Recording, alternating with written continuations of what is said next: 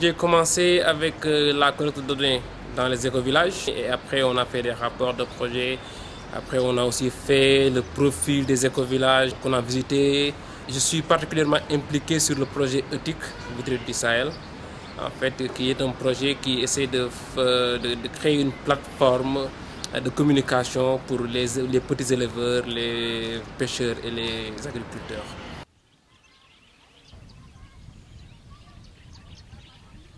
Est-ce que vous utilisez des pesticides, des engrais? Oui. Et est-ce que vous pensez que c'est bien? On pense bien. Nous utilisons le Fonsex, le Métador, le Dicofol. On utilise des engrais foliaires, Iré, 18460, 92330. On utilise de l'engrais, des produits phytosanitaires, beaucoup quand même. C'est pas bien pour la terre, c'est pas bien pour nos santé. Nous on savait ça. Si on trouve un autre moyen on va laisser ça, on va retourner vers les cultures bio quand même. Mais ça c'est un peu dangereux.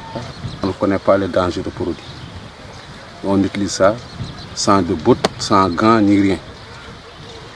Tu sais, donc ça c'est dangereux. Si on trouve un autre moyen, quand même, on va sortir de ça, quoi. Je vous encourage d'aider les paysans là de sortir de cette façon de culture là. Je suis conseillère en promotion féminine.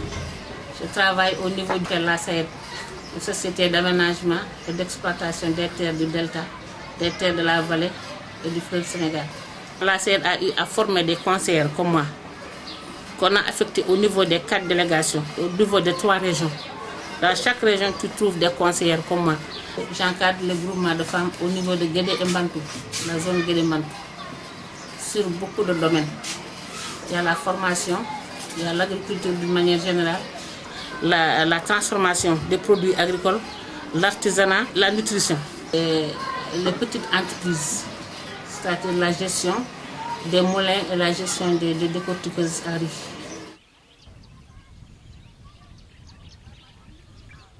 Une éco-commune, c'est une communauté qui se veut pleinement et consciente de ses responsabilités par rapport à la gestion des ressources, par rapport à l'environnement. C'est aussi donc une communauté qui voudrait mettre en place donc des activités saines et durables. C'est une communauté donc qui lutte contre l'utilisation donc des pesticides, des déchets plastiques. C'est toutes les valeurs philosophiques, morales et tout. Nous sommes en train de perdre petit à petit ces valeurs.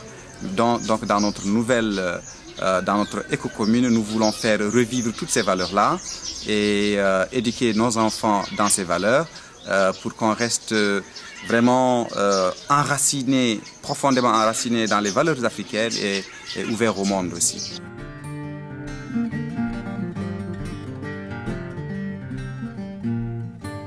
Si on pense que c'est à 400 km de Saint-Louis qui est déjà à 300 km de Dakar, donc environ 700 km de Dakar, c'est assez passionnant parce que les écovillages, c'est vraiment un concept qui est très intéressant, quoi. Donc on essaie de faire plus de l'écologie au niveau des écovillages et en même temps en essayant de les développer. Donc c'est un concept qui m'a très plu et le projet ETIC en fait il va en étroite ligne avec tout le concept éco-village et tout.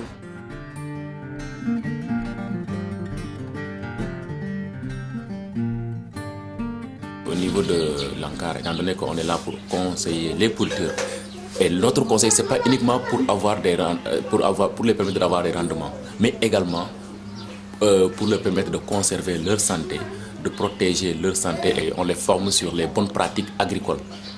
Donc, qui parle de bonnes pratiques agricoles, vraiment parle de l'utilisation rationnelle.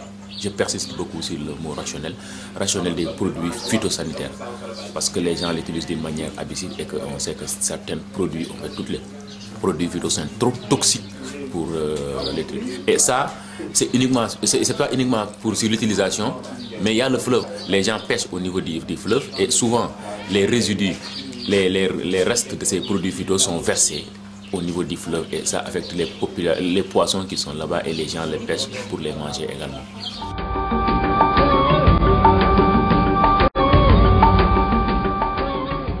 Les produits, également, les gens ne respectent pas les durées de réménance. Il y a certains produits, les gens le mettent et le lendemain, ils utilisent la production pour le manger. Et vous savez que ça, c'est très dangereux. Par exemple, un produit dont on dit que la durée de réménance est de 15 jours, c'est-à-dire que si on le met sur une spéculation, aujourd'hui, il faut rester 15 jours au moins pour le manger. Et certains le mettent aujourd'hui et le lendemain ou bien le surlendemain, ils récoltent et ils le mettent sur le marché. Vous avez vu, donc ça, c'est pas uniquement le producteur, mais même le consommateur qui est à Dakar ou bien qui est à Kaolack court ces risques-là. Et là, c'est dangereux.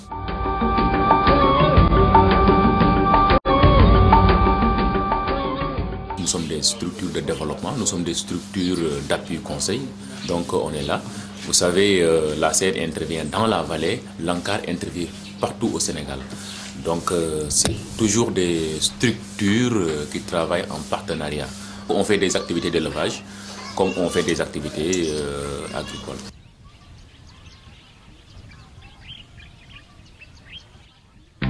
Moi j'ai été formée comme tant d'autres agents, que ce soit les conseillers agricoles que les conseillères, on a été formés en une méthode de travail, c'est-à-dire ne pas utiliser les pesticides. Ou bien, si on les utilise, c'est en dernier recours, mais on utilise les produits naturels. Ça, c'est ce qu'on appelle la GIPD, la gestion intégrée de la production et des déprédateurs. Donc c'est pour, d'une manière générale, diminuer le taux de pesticides au niveau de la production. L'agri-guide qui est en train d'être faite, maintenant, ça permet aux agriculteurs, aux éleveurs et aux pêcheurs de pouvoir bénéficier d'un guide qui est illustré.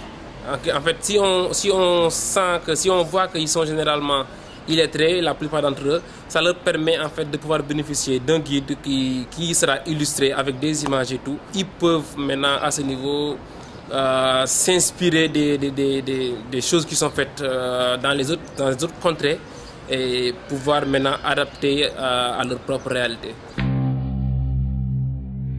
On travaille sur un agri-guide avec des illustrations, donc des artistes qui vulgarisent les messages en images. Qu'en pensez-vous? L'agri-guide est une excellente chose parce que j'ai vu que ça a pris en compte vraiment les problèmes liés à l'utilisation abusive de ces pesticides-là. Et je pense que si on parvient à le démultiplier, à sensibiliser les populations, les agricultures sur cela, donc je pense que ça peut être une très bonne chose pour la population rurale.